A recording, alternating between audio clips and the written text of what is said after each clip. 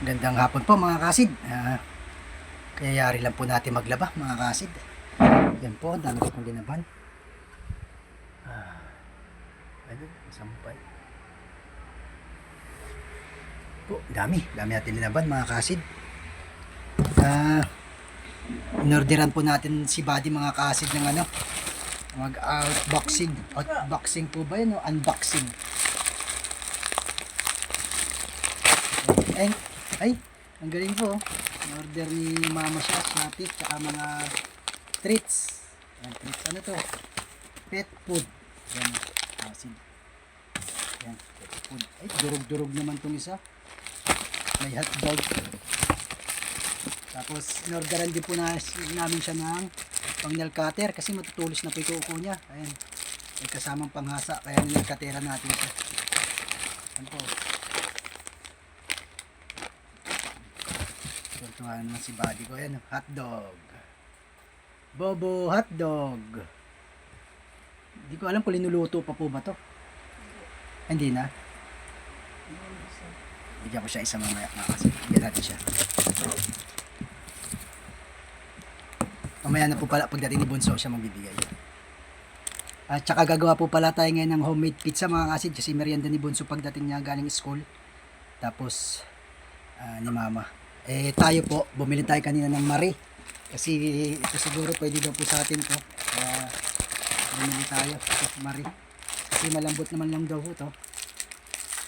Baka pwede sa atin to. Basta paano may kakain po tayo. Pakain natin yung isa mga kasid. Paano kaya to? Hirap maging tanga. Yun, buksan natin. Parang hotdog talaga siya mga kasid no? Yun. Tuwa si Buddy nito. Yeah. Aray ko.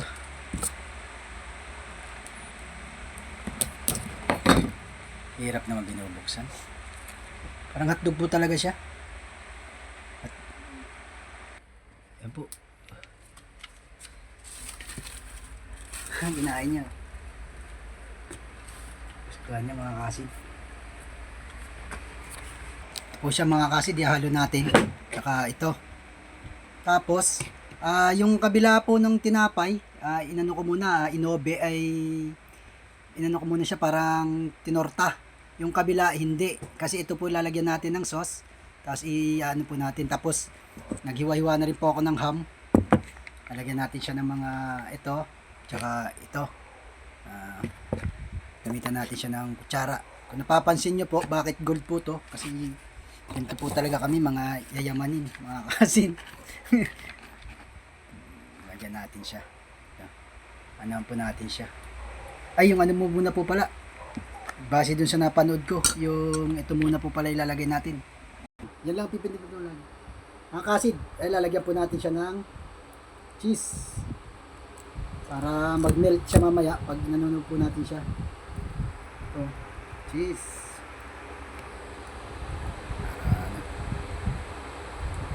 Yun o. Merienda nila. Bawal tayo dito mga kasid kasi may tomato ano to. Tomato sauce na pang pizza.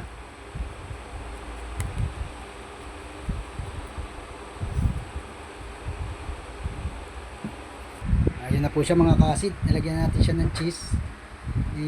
I-ano ulit natin siya dito. Papainit. Ayan na po siya mga kasid. Iniinit po natin siya dyan. Kasi wala naman po tayo. May oven po tayo. Kaya lang. Dito ko na lang po siya inano. Nabibili po ito sa Shopee. Maganda rin po siya gamitin pang ihaw-ihaw. Ayan po. Free taste. Kumain na. Hindi kasi tayo pwede dyan mga kasid. Ayun yung machis tayo no. Kung anong lasa niyan. Si Bunso pa mamaya pag uwi. Ano? Pizza? Ba? Pizza daw mga kasid.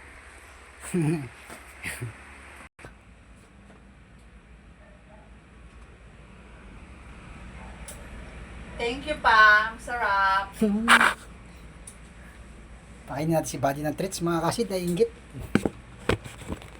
Meron siya rito ano eh. Ito mga kasid bago. Hindi lang natin pina-order.